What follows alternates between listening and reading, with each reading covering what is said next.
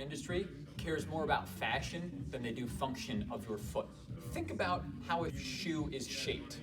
It's usually narrow at the toes, a little bit wider, gets narrow in the middle, and then kind of hooks a little bit wider for your heel. I don't know about you, but that's not how my foot looks. You can see, bam!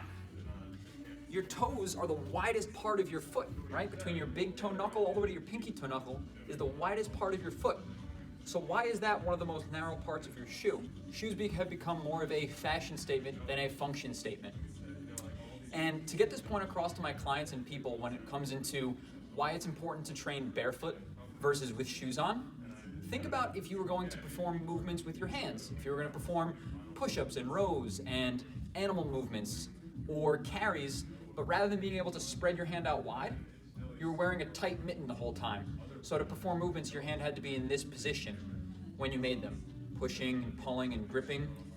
Chances are you would try and get that mitten off pretty quickly so you could use your hands and your arms and your shoulders a little bit more effectively. People spend the majority of their time in footwear. They're not very comfortable or familiar with what it's supposed to feel like to have really good ground to foot contact and engagement. Here at Orca Empire, we encourage our people to go barefoot, wear socks, take your shoes off to perform any motions. And usually when they do, for the first few times, they're floored by how much better their balance, their stability, their ability to feel different muscles in their lower body really becomes. So to highlight this point, I took a trace of my sneaker in red. Right? These are sneakers that I've worn in the past. I wore them to run. And as you can see, they get really narrow towards the toes, and they get really narrow in the middle of the foot. And in the green is what I traced my actual foot, barefoot shape to be. And as you can see, if I really wore this shoe, the widest part of my foot is going to be at one of the most narrow parts of the shoe, meaning my toes, instead of being splayed right at the end, are going to be all smushed together at the top. Now think about how many millions of steps you've taken in your life, right? And your foot is not able to splay and use all those small muscles in your feet. You want to think about why you may have some tight, stiff, painful, restricted X, Y, and Z areas of the body. Maybe you should start looking at your feet.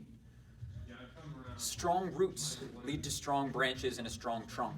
So if your roots are a little jacked up, or maybe your roots aren't as strong, stable, and mobile as they could be, maybe that's something that's contributing to some of the lack of strength and stability throughout the rest of your human body tree.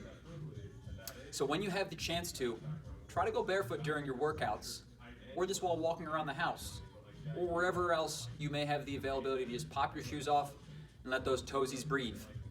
I promise you, it will make a tremendous impact on not only your fitness performance, but your lifestyle performance, and to enhance living better every day. Coach Sean checking out. Pop those shoes off, let those toes shine.